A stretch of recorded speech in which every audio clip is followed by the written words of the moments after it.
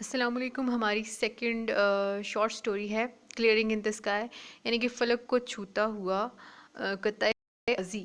اب یہ اس کے میننگ کیا ہوگا کہ ایک ایسا زمین کا ٹکڑا جو کہ ٹاپ کے اوپر ہے اور وہ صاف ستھرا، اٹ سیمز لائک کہ وہ کیا ہے، آسمان کو چھو رہا ہے. تو اس کے آتھر کی بات کریں تو اس کا آتھر ہے جیس اسٹورٹ.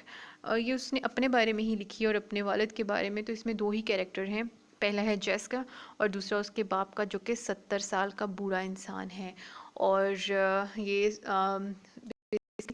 سٹوری جو ہے یہ محنت اور اس کی عظمت کے بارے میں ہے.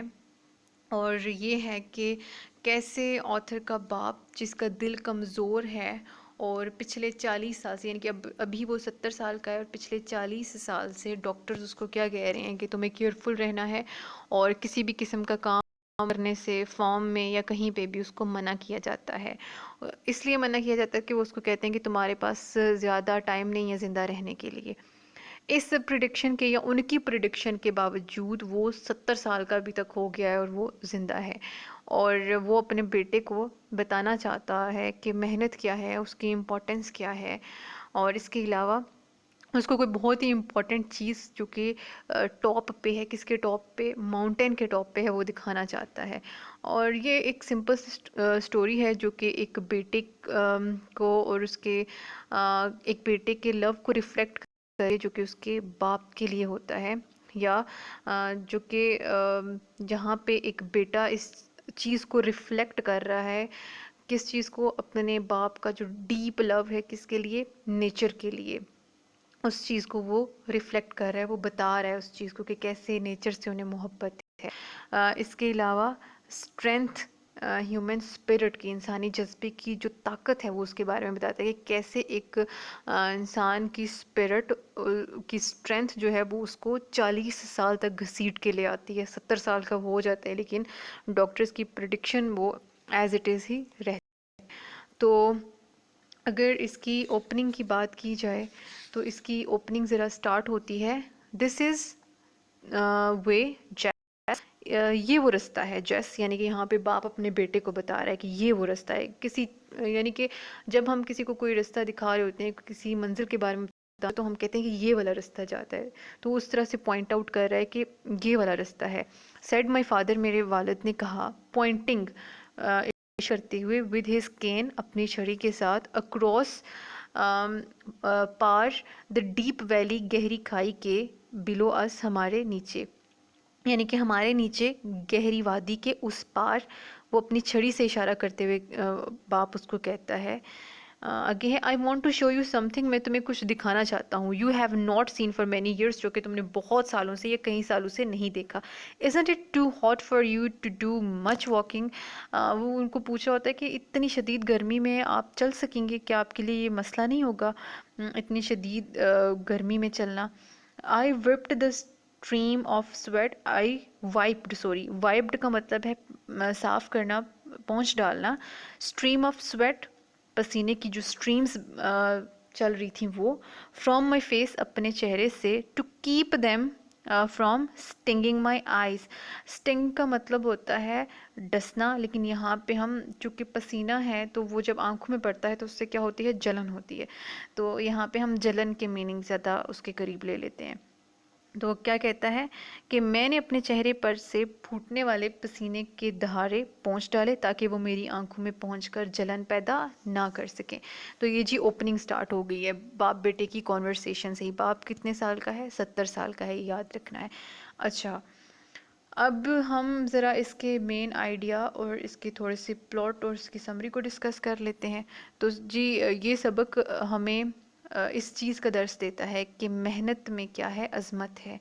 اور جسمانی محنت اور مشقت سے انسان کئی طرح کی بیماریوں سے محفوظ رہتا ہے، بلکہ بیمار انسان بھی جسمانی مشقت کرنے سے صحت مند ہو جاتا ہے. ایک تو صحت مند انسان ہے وہ تو ڈیفینیٹلی بیماری سے دور رہے گا، لیکن ایک بیمار انسان جو ہے وہ محنت کرے گا تو وہ اس سے بھی کیا رہے گا، صحت مند ہو جائے گا. ایز I already mentioned کہ two characters in this story. One is Jess and the second is his father, جو کہ 70 سال کا ہے. اچھا، اب گرمی کا موسم ہے. سٹارٹنگ ایسے ہی چونکہ یہاں پہ سویٹنگ کی بات کی گئی ہے تو گرمی کا موسم ہے، اور جیس اپنی ماں کو پلیٹوں سے بھری ٹوکری دینے آتا ہے، کیونکہ وہ آدھا میل پیدل پہاڑ کی چڑھائی طے کر کے آیا ہے، اس لیے پسینہ پسینہ ہو رہا ہے. اور اس کا باپ اسے اپنے ساتھ چلنے کو کہتا ہے. وہ اپنے بیٹے کو کچھ دکھانا چاہ رہا ہوتا ہے، تو بیٹا اس کو کہتا ہے کہ اتنی گرمی میں مزید چلنے کو وہ تیار نہیں ہوتا. وہ کہتا ہے کہ میں اب مزید کیسے چلوں، مگر وہ اپنے باپ کو انکار نہیں کر پاتا، اسی لیے وہ اس کے ساتھ چل پڑتا ہے. وہ ایک پہاڑ پر چڑھنا سٹارٹ کرتے ہیں. اب وہ جو بوڑھا شخص ہے جو آتھر کا باپ ہے، وہ اپنی زندگی کے گزرے ہوئے واقعات یاد کرتا ہے. وہ اپنی زمین کو وہ اپنی زمین کی زرخیزی کی، اس کی فرٹیلٹی کی تعریف کر رہا ہوتا ہے. بتاتا جاتا ہے اس کو اپنے لائف ایکسپیرینسز کے بارے میں، کچھ واقعات یاد کرتا ہے اور وہ اپنی زمین کی زرخیزی کی تعریف کرتا ہے. پہاڑ کی چوٹی کی طرف کئی رستے جا رہے ہوتے ہیں، کچھ عمودی ہوتے ہیں، کچھ کم عمودی ہوتے ہیں، اور کچھ کافی ترچھے اور لمبے ہوتے ہیں. لیکن اس کا باپ وہ رستہ چنتا ہے جو انتہائی عمودی اور مشکل ہے، ان کے سٹیپ پاتھ جو ہے وہ چنتا ہے. آئی گیس سٹیپ ہی کہتے ہیں عمودی کو. اینڈ اس کے بعد کیا ہوتا ہے، سیدھا پہاڑ کی چوٹی پر جو وہ رستہ جا رہا ہوتا ہے وہاں پہ وہ چلے جاتے ہیں.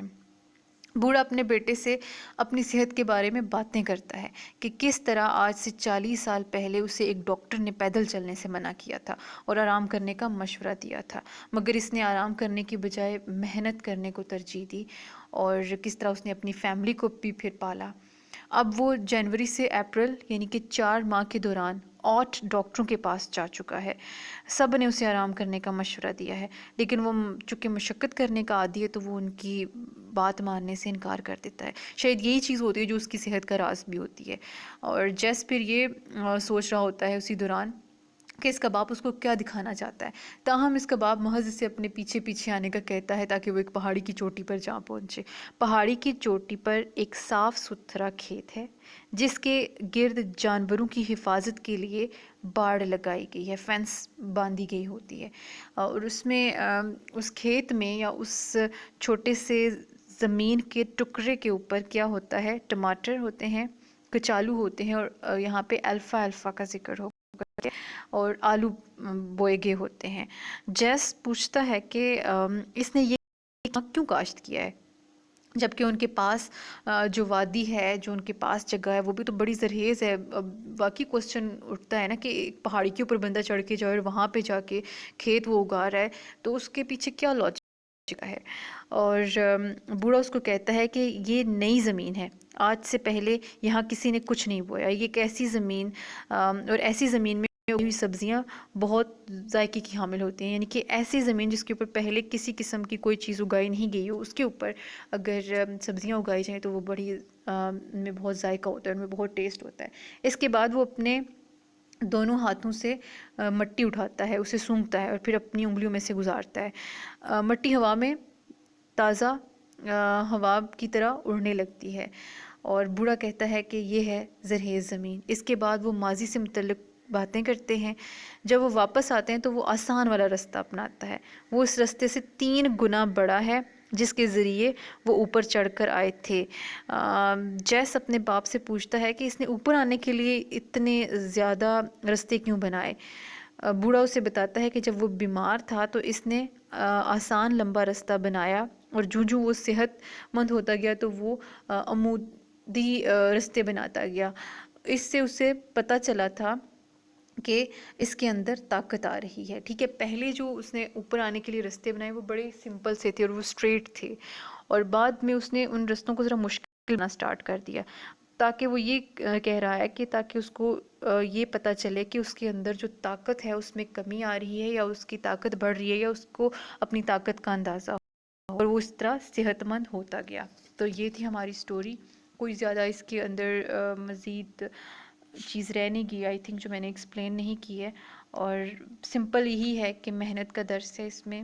اور سٹارٹ میں ہی بتایا ہے کہ محنت کرنے سے جو ایک بیمار انسان ہوتا ہے وہ بھی صحت مند ہو جاتا ہے. ایک صحت مند انسان تو بیماری سے محفوظ رہ جاتا ہے، لیکن ایک جو ایسا انسان ہے جس کو کوئی بیماری ہے مشقت کرنے سے، جسمانی مشقت کرنے سے وہ شخص بھی ٹھیک ہو سکتا ہے اور بیماریوں سے بچ سکتا ہے۔ تو یہ تھا ہمارا آج کا ٹاپک، ہوپ فلی آپ کو سمجھ آ گئی ہوگی۔